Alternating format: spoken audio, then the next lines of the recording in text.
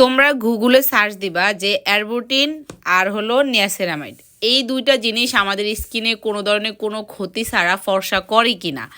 তারপরে তোমরা এই দুইটা প্রোডাক্ট সাজেস্ট করবে। এটা হলো থাইল্যান্ড আর এটা হলো মেড ইন কোরিয়ান। এই সিরামটা অনেক বেশি বাজেট আমি বলবো। তারপরেও যাদের বাজেট ভালো তারা অবশ্যই কোরিয়ান প্রোডাক্ট সাজেস্ট করবেন।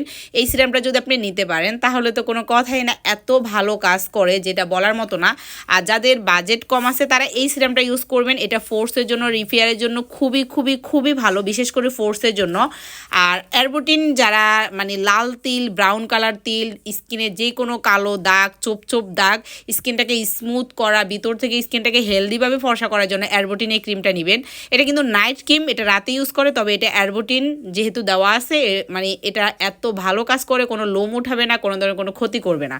তারপরে যাদের স্কিন পাতলা, রগ দেখা যায়, আজেবাজে ক্রিম লাগে স্কিন নষ্ট হয়ে গেছে, তারা আমাদের এই vitamin C soothing gel use করবেন। সাথে যদি আপনার যদি ব্রণ থাকে অথবা স্কিনটাকে আরও বেশি স্মুথ করতে চান, যদি আপনি স্কিনটাকে গ্লো করতে চান তাহলে এসেন্সটা ইউজ করবেন। তারপরে আসেন আপনার ফেস ওয়াশ। এটা হলো এত ভালো একটা ফেস ওয়াশ ব্রণের জন্য। তারপরে এইটা ইউজ করতে পারেন, ডার্ক স্পট কাইটিক্স গ্লো সিরামটা, এটা ব্রণের জন্য ম্যাজিক্যাল একটা প্রোডাক্ট, কোরিয়ান প্রোডাক্ট।